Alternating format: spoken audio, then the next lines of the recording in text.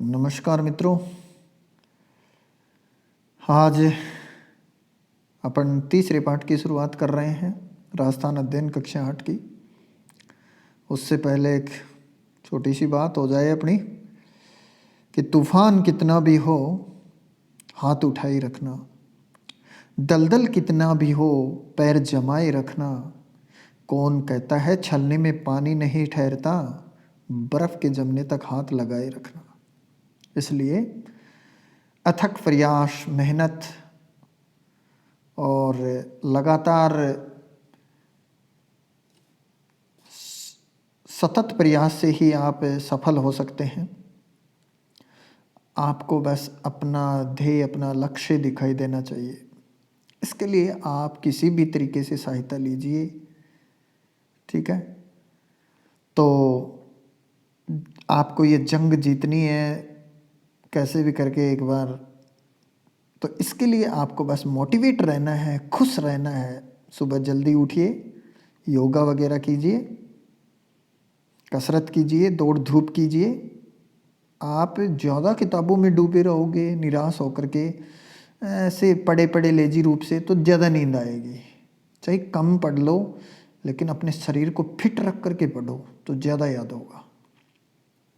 ये एक मूल मंत्र है कि आप जितनी आप खेलिए भी, खेल को छोड़ना नहीं है। खेल बहुत ज़रूरी है। खेल में याद बहुत रहता है। खेलने से एकाग्रचित्ता बढ़ती है। योगा करने से, सुबह घूम करने जाने से, दौड़ लगाने से बहुत ज़्यादा याद रहता है। तो ये इसके लिए अपन एक अलग से वीडियो बनाएंगे कभी। चलो आज देखते हैं आधुनिक राजस्थान का निर्माण।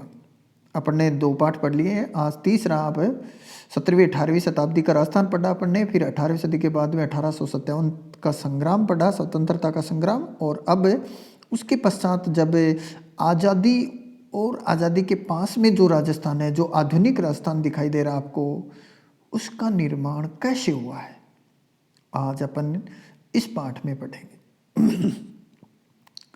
तो देखिए मित्रों, आज राजस्थान की जो भौगोलिक राजनीतिक स्थिति हम देख रहे हैं, वह कई अथक प्रयासों से देशी रियासतों व रजवाड़ों के विलय के उपरांत अस्तित्व में आई। आपको पता ही है, आज़ादी से पहले देशी रियासत थी, ठीक है, और रजवाड़े बहुत सारे ठिकाने थे, रियासतें थी। उन रियासतों का एकीकरण करके, क्या करके, एकीकरण करके ही जो राजस्थान आपको है वो दिखाई दे रहा है, वो आधुनिक राजस्थान अस्तित्व में आया है। बहुत ही अच्छा चैप्टर है आज का, तो आप बिल्कुल एकाग्रचित होकर के पढ़ें इसे। दूसरी बात मैं आपको ये बता दूं कि चैनल को अभी तक आपने सब्सक्राइब नहीं किया है तो चैनल को सब्सक्राइब कीजिए। क्यों क्यों करना है आपको चैनल को सब्सक्राइबर? बहुत सारे चैनल हैं पढ़ाई के, लेकिन अगर आपको वीडियो अच्छा लगता है, जानकारी अच्छी लगती है, तो ही आप इस चैनल को सब्सक्राइब कीजिए, वरना मत कीजिए। मैं आगे इसकी टेस्ट सीरीज भी लाने वाला हूँ। इनसे मोस्ट टेस्ट की PDF आपको मुहैया कराई जाएगी, और इनके जो क्वेश्चन हैं वो क्वेश्चन रूप में भी लाएंगे। तो आपको बहुत सारी सामग्री इस चैनल पर मिलने वाली है, और बिल्कुल निःशुल्क मिलेगी आपको। कोई किसी प्रकार का शुल्क नहीं है उनके ऊपर, ठीक है। मैं मेहनत कर रहा हूँ, और जो मैंने अपनी मेहनत में जो तरीका अपनाया था, स्ट्रेटेजी अपनाई थी लगने के लिए, मैं 2012 से चयनित हूँ, वही आपको बता रहा हूँ। मैं जो पढ़ने में लगाता हूँ वो आपको बताता हूँ। तो यहाँ अनुभव बोलता है, केवल किताबी ज्ञान नहीं है। तो आगे देखिए मित्रों, राजस्थान एकीकरण की सुगबुगाहट 1939 में उस समय वायसराय लॉर्ड लिनलिथगो के एक आदेश के उपरांत प्रारंभ हो गई थी। यानी उस समय जो वायसराय था वो लॉर्ड लिनलिथगो था, और उसने 1939 में एक आदेश जारी किया था कि भारत में बहुत सारे रजवाड़े हैं, रियासतें हैं, उन सबको मिला करके इनका एकीकरण किया जाए। और वो किन बेस पे होगा, ये शर्त आगे देखिए। अखिल भारतीय देशी, अखिल मानी संपूर्ण भारतीय देशी राज्य सेवा परिषद ने एक प्रस्ताव पारित कर यह निर्णय किया कि जिन रियासतों व ठिकानों की आय 50 लाख रुपए से कम व जनसंख्या 20 लाख से कम हो, उन्हें पड़ोस के बड़े राज्य में मिला दिया जाए। यानी बहुत सारी रियासतें हैं, छोटे छोटे ठिकाने थे। तो अखिल भारतीय देशी राज्य सेवा परिषद ने एक प्रस्ताव पास किया और उसमें ये नियम लगाया कि जिन राज्य ठिकानों की आय, रियासतों की आय वो 50 लाख रुपए से कम है वार्षिक और जनसंख्या 20 लाख से कम है, उन्हें पड़ोस के बड़े राज्य में मिला दिया जाए। यद्यपि यह कार्य इतना सरल नहीं था, किंतु प्रजामंडल आंदोलन द्वारा जन जागृति व एकीकरण की प्रक्रिया को आगे बढ़ाया गया। 22 मई 1946 के ज्ञापन द्वारा ब्रिटिश सरकार ने एक 22 मई 1946 को एक क्या निकाला था, ज्ञापन जारी किया और उस ज्ञापन के द्वारा क्या कहा कि देशी रियासतों को एकीकरण की प्रक्रिया शीघ्र पूर्ण करने हेतु उस ज्ञापन में कहा गया।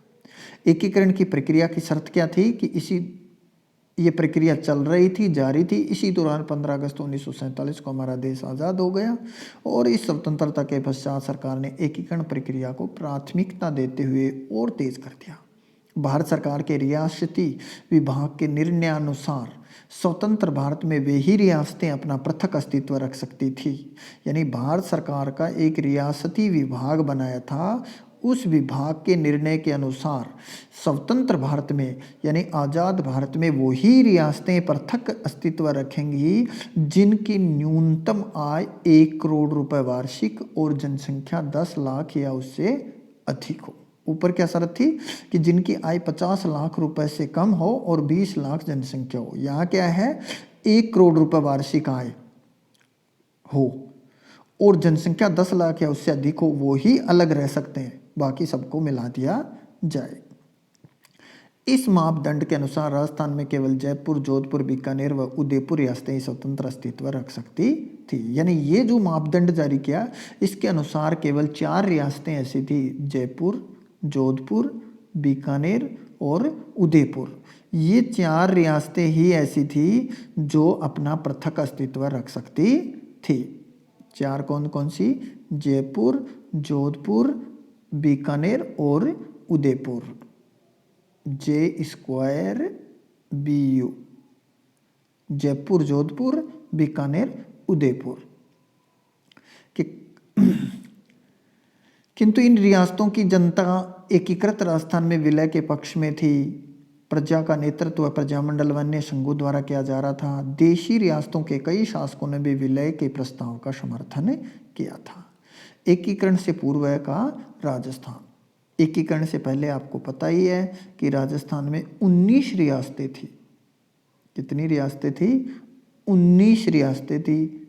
ये चल रहा था राजस्थान में 19 प्लस 3 ठिकाने प्लस 1 केंद्र शासित प्रदेश।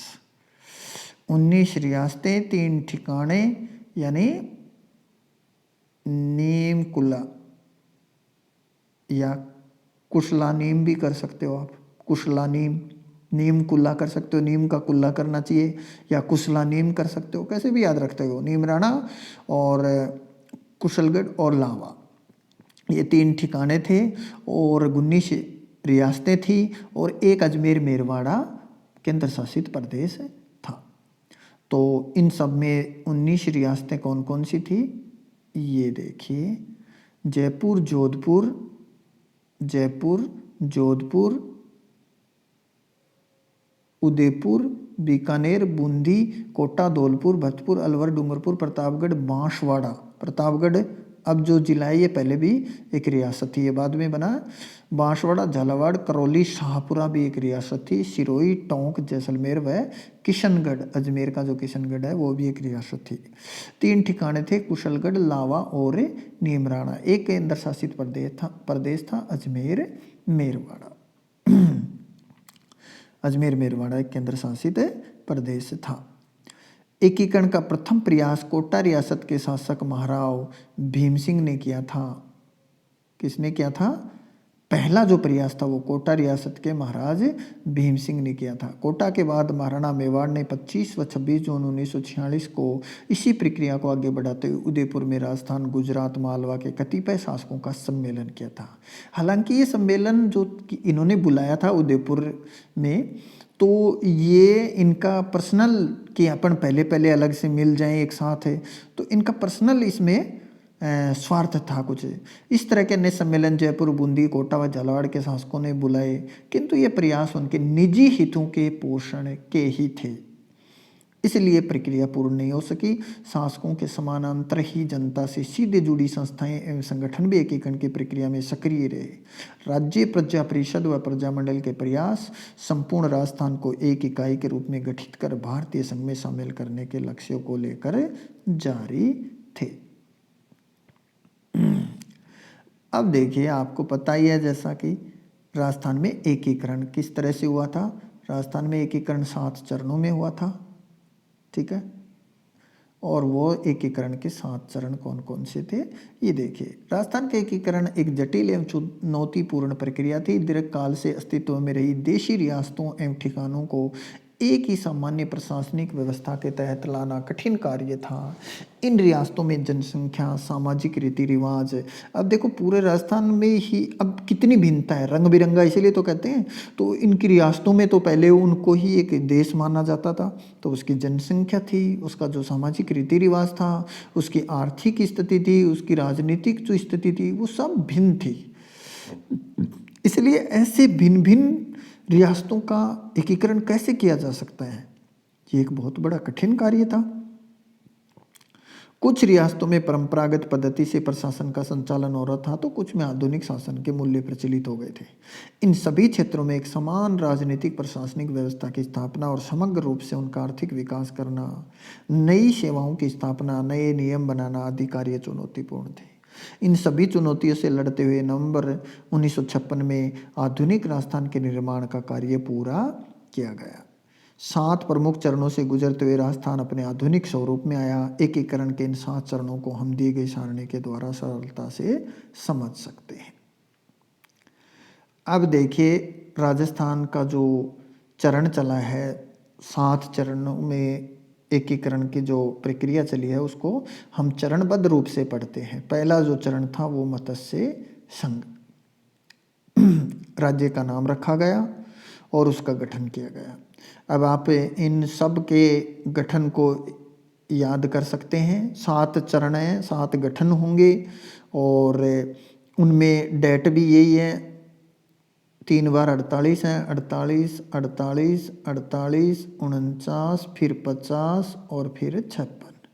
बस ये याद रखना आपको, 48, 48 और 48, फिर 49, 50 और 56, 1, 2, 3, 4, 5 और 6। तो ये 7 चरणों में जो प्रक्रिया चली, 48, 48, 48, 49, 49, 2 बार 49 है, और 50 और 56, ठीक है, और 50 और 56। अब देखिए, पहला जो है आपका राजस्थान का जो चरण है, वो पहला चरण बनाया गया मत्स्य संघ। पहला राज्य का गठन हुआ सबसे पहले मत्स्य संघ।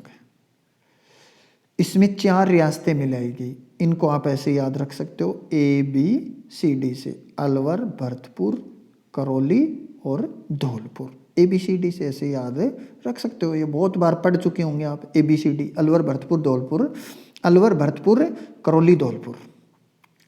अलवर, धौलपुर, भरतपुर व करौली को मिलाकर मत्स्य संघ का निर्माण किया गया। अलवर इसकी राजधानी बना। धौलपुर के महाराजा उदय भान सिंह को राज प्रमुख व शोभाराम कुमावत को प्रधानमंत्री नियुक्त किया गया। अब आपको पता है कि राजस्थान कुछ इस तरह से है,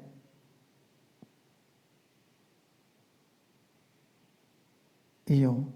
तो ये आपका सबसे पहले यहाँ पर उदय हुआ है। सूरज आपको पता है धौलपुर में सबसे पहले उदय होता है, दिखाई देता है, पूर्वी राज्य है। तो यहाँ पर मत्स्य संघ है, आपको मत्स्य अलवर वाले प्रदेश को मत्स्य कहते थे वैसे ही, तो वैसे आपको याद रह सकता है मत्स्य। कितनी रियासतें? 4 रियासतें, ABCD, अलवर, भरतपुर, करौली, धौलपुर, ठीक है, 4 रियासतें हो गई। अब इसका जो महाराज प्रमुख है, इसमें एक गठन किया गया कि इस पे महाराजा की पोस्ट बना दी जाए। महाराज, जिस तरह से आज का जो राष्ट्रपति होता है ना, या राज्यपाल होता है, उस तरह की एक पोस्ट बना थी, महाराज प्रमुख। तो वो किसका बनाया? धौलपुर में उदय होता है तो धौलपुर का उदय भान सिंह, सूर्य उदय होता है तो उदय भान सिंह। ठीक है, ये सारे महाराज प्रमुख ऐसे आप याद रख सकते हो, उदय, भीम, भूपाल और मानसिंह। ठीक है, उदय, भीम, भोपाल, मानसिंह, ये राज प्रमुख बनाए थे सभी। ठीक है, उदय, भीम, भोपाल, मानसिंह ये बनाए थे, इनको ऐसे आप याद रख सकते हो। और उदय भान सिंह को राज प्रमुख बनाया गया, शोभाराम कुमावत को इसका प्रधानमंत्री नियुक्त किया गया था। यानी कार्य जो है वो ये प्रधानमंत्री के ही अंडर में था पूरा, कि वो कार्यभार ये चलाएगा। इसकी रजामंदी से उदय जो महाराज प्रमुख राज प्रमुख बनाया है, धौलपुर के महाराजा उदय भान सिंह को राज प्रमुख व शोभाराम कुमावत को प्रधानमंत्री नियुक्त किया गया। तो ये सभी क्या थे? राज प्रमुख थे। राज प्रमुख उदय, भीम, भोपाल, मानसिंह, उदय, भीम, भूपाल और मानसिंह, ऐसे आप इनको याद रख सकते हो। ये 4 राज प्रमुख थे। ठीक है, शोभाराम कुमावत को प्रधानमंत्री नियुक्त किया गया था। शोभाराम, तो इसको भी आप ऐसे याद रखो। प्रधानमंत्री सारे कौन कौन से थे? पीएम, तो SGMH, शोभाराम कुमावत, गोकुल लाल असावा, माणिक्य लाल वर्मा और हीरालाल शास्त्री, ये पीएम बनाए थे। 4 पीएम थे। एस से शोभाराम कुमावत, जी से गोकुल लाल असावा, एम से माणिक्य लाल वर्मा और एच से हीरालाल शास्त्री। अब ये पहला भाग हो गया।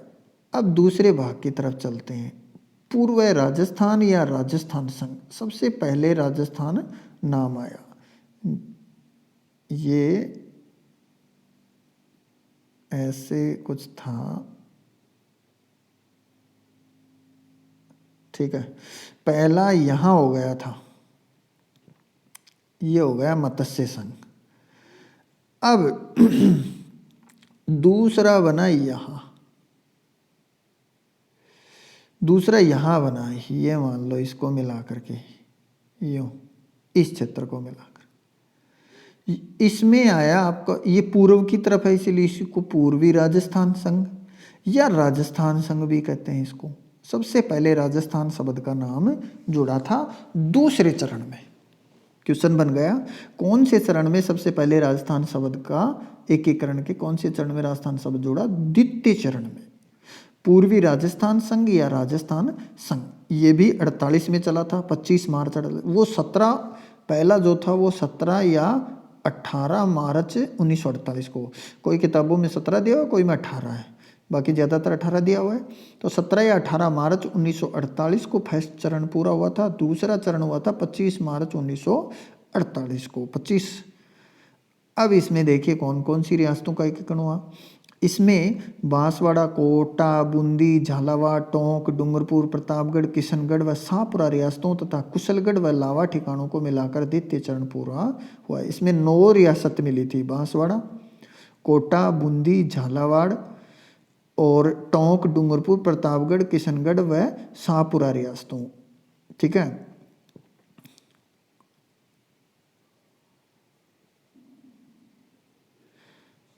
और बांसवाड़ा, कोटा, बूंदी, झालावाड़, टोंक, डूंगरपुर, प्रतापगढ़, किशनगढ़, तो 1 2 3 4 5 6 7 8 और 9 रियासत और 2 ठिकाना कुशलगढ़ और लावा, 2 ठिकाने चले थे इसके शामिल हुए थे इसके अंदर।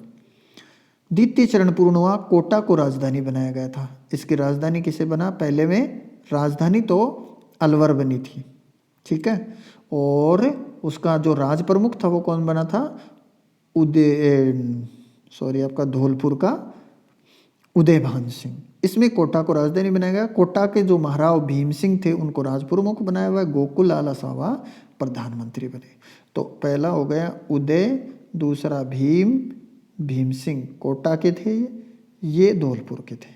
इनमें राजधानी अलवर बनाई और ये राज प्रमुख बनाए थे। ठीक है, तो इसमें 9 रियासतें बनी थी।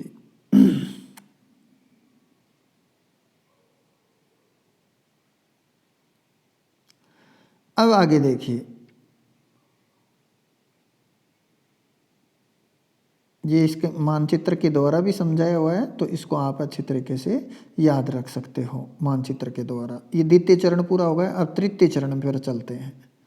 तृतीय चरण में आपका संयुक्त राजस्थान आया। अब संयुक्त राजस्थान बना, अभी तक अपन ने दो पढ़े हैं और दोनों राजस्थान के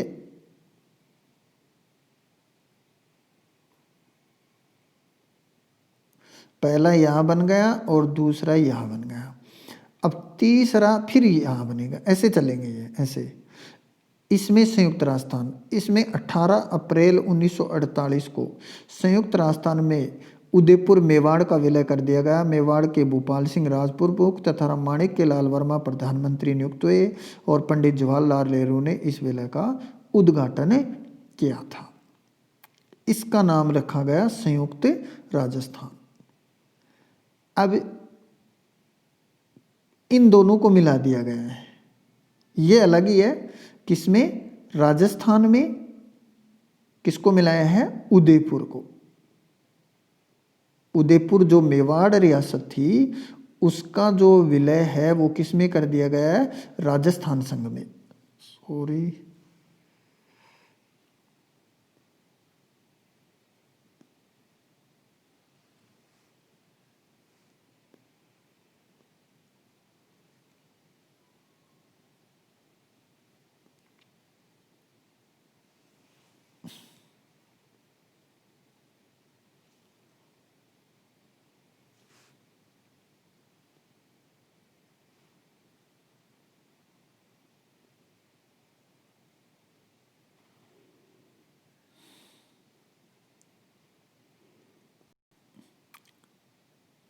हेलो, हाँ थोड़ी गड़बड़ हो गई थी बीच में। चलो, तो किस में मिला दिया गया है? यानी संयुक्त राजस्थान का कैसे बना? संयुक्त राजस्थान जो पूर्वी राजस्थान बना था, क्या बना था? पूर्वी राजस्थान या राजस्थान जो संघ बना था उसके अंदर ये जो बना था, यानी पूर्वी राजस्थान या राजस्थान संघ, इसमें किसको मिला दिया गया? मेवाड़ को मिला दिया गया, उदयपुर वाला क्षेत्र। तो इनको मिलाने के पश्चात क्या बना? संयुक्त राजस्थान। और इसकी राजधानी कहाँ बन गई? उदयपुर। मेवाड़ का विलय कर दिया। मेवाड़ के भूपाल सिंह राजप्रमुख तथा माणिक्य लाल वर्मा प्रधानमंत्री नियुक्त हुए। पंडित जवाहरलाल नेहरू ने इस विलय का उद्घाटन किया था। संयुक्त राजस्थान में उदयपुर मेवाड़ का विलय किया गया।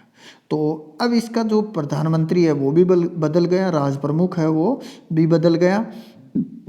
अभी तक मत्स्य संघ नहीं मिला है इसमें, मत्स्य संघ अलग है। यानी राजस्थान संघ में केवल उदयपुर को मिलाया है, मेवाड़ को मिलाया है। अब देखिए, और इसका जो उद्घाटन करता है वो जवाहरलाल नेहरू है। पहले किसने किया था? गॉडगिल ने। तो गॉडगिल पहले वाले मत्स्य संघ का भी गॉडगिल ने किया, दूसरे का भी गॉडगिल ने किया। गॉडगिल और नेहरू, तीसरे का नेहरू ने किया और चौथे का पटेल ने किया था। ये चार याद रख लेना, ये सबसे मोस्ट है, बाकी तो है ही नहीं कोई। गॉडगिल दो का, फिर नेहरू, फिर पटेल। ठीक है। अब देखिए चतुर्थ, इसका नाम रखा गया वृहद राजस्थान। वृहद का मतलब बहुत बड़ा भाग इसमें मिला था, इसलिए इसको वृहद राजस्थान कहते हैं। इसके में मिला वो 30 मार्च 1949 को। अभी तक आपने 48 के पढ़ लिए, अब 1949 का भाग आ जाता है। पहले 1948 पढ़ा आपने। अब देखिए संयुक्त राजस्थान में जयपुर, जोधपुर, बीकानेर व जैसलमेर का विलय हुआ। जयपुर, जोधपुर, बीकानेर व जैसलमेर का विलय हुआ। अब आपको ये जो भाग था, ये भाग अलग है, ये पार्ट अलग है अभी तक, और ये पूरा मिल चुका है। अब इसमें क्या किया? ये मिला दिया, फिर ये मिला दिया, जयपुर, जोधपुर, बीकानेर मिला दिया और जयपुर मिला दिया। ये इतना क्षेत्र मिल गया, इसीलिए इसको वृहद राजस्थान कहते हैं। 30 मार्च 1949 को मिला था। अभी मत्स्य संघ अलग है, ठीक है। बीकानेर का मतलब ये पूरा यहाँ तक मिल चुका है। जयपुर वाला ये भी मिल चुका है इसमें। अब यहाँ जो अजमेर मेरवाड़ा है वो अभी नहीं मिला है, वो केंद्र शासित प्रदेश था, और ये अलग है। ठीक है, तो अब देखिए 30 मार्च को राजस्थान का स्थापना दिवस भी 30 मार्च को ही मनाया जाता है। और जयपुर के मानसिंह द्वितीय राज प्रमुख बने, वह हीरालाल शास्त्री प्रधानमंत्री तथा महाराणा भूपाल सिंह महाराज प्रमुख बने। जो उदयपुर के महाराणा भूपाल सिंह है, इसमें एक पॉइंट आ गया कि जो चौथा चरण है वृहत राजस्थान का, उसमें एक महाराज प्रमुख का, क्योंकि उदयपुर रियासत तो बहुत बड़ी थी इसलिए महाराज प्रमुख का भी एक पद बना दिया और भोपाल सिंह को महाराज प्रमुख नियुक्त किया। और इस चौथे चरण का उद्घाटन किसने किया था? सरदार वल्लभ भाई पटेल ने वृहद राजस्थान का उद्घाटन किया था। आपको पता है, गोडगिल नेहरू पटेल, बस ये याद रखना। पहले दो गोडगिल, फिर नेहरू, फिर पटेल। अब आपका पंचम चरण चलता है संयुक्त वृहद राजस्थान। 15 मई 1949 को वृहद राजस्थान में मत्स्य संघ का नीमराणा ठिकाना सहित विलय हुआ। यानी इस अभी तक अपने संयुक्त राजस्थान पढ़ा है, बहुत बड़ा भाग वृहद राजस्थान पढ़ा है, फिर नाम दे दिया संयुक्त वृहद। संयुक्त क्यों कर दिया? इसमें मत्स्य संघ मिला दिया और इसका नीमराणा ठिकाना मिला दिया। 15 मई 1949 को संयुक्त वृहद राजस्थान इसका नाम रख दिया। अब छठे चरण में क्या हुआ? राजस्थान का राजस्थान नाम रखा छठे चरण में, केवल राजस्थान नाम है वो कौन से चरण में आया? छठे चरण में, 26 जनवरी 1950 को। इसमें क्या मिलाया? सिरोही का दिलवाड़ा व माउंट आबू क्षेत्र को छोड़कर का विलय हुआ। यानी देलवाड़ा और माउंट आबू है, इनको छोड़ करके बाकी सिरोही का इसमें विलय हो गया राजस्थान में। और फिर सप्तम चरण चला राजस्थान का 1 नवंबर 1956 को। राजस्थान में आबू देलवाड़ा, फिर जो माउंट आबू बचा हुआ था, देलवाड़ा बचा हुआ था, वो भी मिला दिया। और अजमेर मेरवाड़ा जो केंद्र शासित प्रदेश था वो भी मिल गया 1 नवंबर 1956 को। और जो मंदसौर था मध्य प्रदेश का, वो राजस्थान को मिल गया। और सुनेल टप्पा जो क्षेत्र था वो भी राजस्थान को मिल गया। विलय कर एकीकरण की प्रक्रिया पूर्ण की। और झालावाड़ का जो सिरोंज क्षेत्र है वो मध्य प्रदेश को दे दिया। यानी मंदसौर और सुनेल टप्पा जो क्षेत्र हैं वो तो किसको मिल गए? राजस्थान को। और सिरोंज है वो किसको मिल गया? एमपी को मिल गया। इस तरह से 7 चरणों में राजस्थान का एकीकरण हुआ। राजस्थान का स्थापना दिवस 30 मार्च को मनाया जाता है। और राजस्थान के राजनीतिक मानचित्र में इन जिलों को अंकित कीजिए। इन जिलों का आपको पता ही होगा। राजस्थान के मानचित्र में मानचित्र इस तरह से है,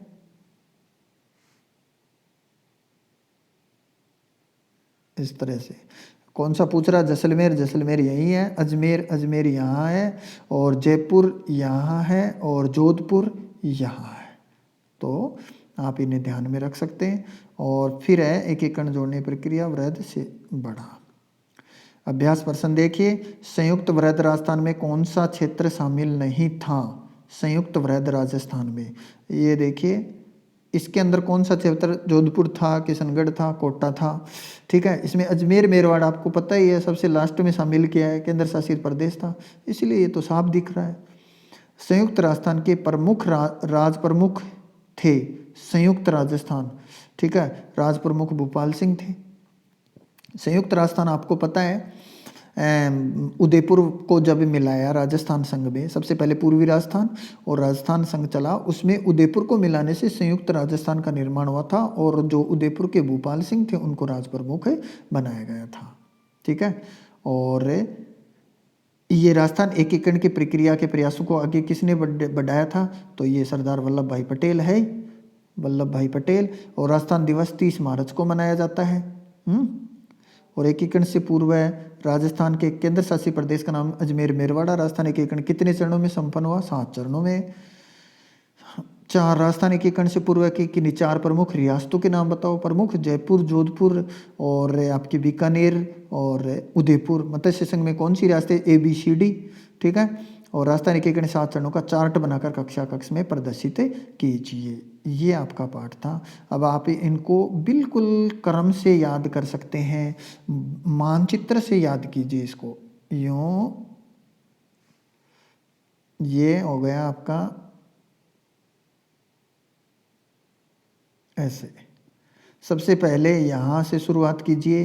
पहला चरण 1948 में 17-18 मार्च 1948 में मत्स्य संघ नाम रखा, राजधानी अलवर बनी और इसके जो धौलपुर के राजा थे उनको क्या बनाया, उदय भान सिंह को राज प्रमुख बनाया। ठीक है, और जो शोभाराम कुमावत थे इनके पीएम बने थे और गॉडगिल ने उद्घाटन किया था। दूसरा नाम यहाँ दिया राजस्थान संघ, इसमें 9 रियासतें थी, कोटा इसकी राजधानी बनी। कोटा के जो हमारा भीम सिंह है उनको इसका राज प्रमुख बनाया, कोटा को राजधानी बनाई, गॉडगिल ने उद्घाटन किया। ठीक है, तीसरे बने उदयपुर जो है मेवाड़ है वो इसको इसमें मिला दिया राजस्थान संघ में और इसका नाम रखा गया संयुक्त राजस्थान। संयुक्त राजस्थान की राजधानी उदयपुर रखी गई और इसके जो राज प्रमुख हैं वो भूपाल सिंह रखे बने और जो इसके पीएम थे वो कौन बने थे, माणिक्यलाल वर्मा बने थे पीएम। ठीक है, और इसका उद्घाटन किसने किया था, नेहरू जी ने किया था। ये तीसरा चरण था। ठीक है, अब चौथे चरण में क्या हुआ, आपकी जो बड़ी बड़ी रियासतें हैं जैसलमेर, जोधपुर, बीकानेर और जयपुर, यहाँ ऐसे करके ये इस पूरे क्षेत्र को और इसमें मिला करके इस पूरे क्षेत्र को मिला करके और इसका नाम रख दिया संयुक्त वृहद राजस्थान। ये 30 मार्च 1949 को इसका वो हुआ। इसका उद्घाटन किसने किया था, पटेल साहब ने किया था उद्घाटन। और इसके जो राज प्रमुख बनाए थे वो इसकी राजधानी जयपुर बना दी। उस समय जयपुर राजधानी आई और इसके जो राज प्रमुख हैं वो जयपुर के राजा मानसिंह द्वितीय बने। महाराज प्रमुख की पोस्ट भी बन गई और उदयपुर के भूपाल सिंह को महाराज प्रमुख बनाया। इसका उद्घाटन पटेल साहब ने किया था। अब अगला चरण था, उसमें आपका जो मत्स्य संघ है वो इसको इसमें छठे चरण में इसमें मिला दिया। ठीक है, मत्स्य संघ को भी मिला दिया, नीमराना ठिकाना सहित। ठीक है, पूरा मिल गया। फिर अगला जो षष्ठम चरण चला था ये 5वें चरण में मिला था और षष्ठम चरण में फिर है आपका अजमेर मेरवाड़ा मिला दिया, माउंट आबू सिरोही मिलाया, फिर अजमेर मेरवाड़ा और माउंट आबू मिल गए और सबसे लास्ट में वो मंदसौर और वो सिरोंज वो मिल गए। इस तरह से राजस्थान का एकीकरण 7 चरणों में संपन्न हुआ था। तो ये था अपना पाठ। आपको कैसा लगा वीडियो कमेंट करके ज़रूर बताना। चैनल को सब्सक्राइब ज़रूर करना और कमेंट करना। आप इस चैनल से जुड़े रहें तो आपकी बेहतरीन तैयारी होगी। जय हिंद, जय भारत।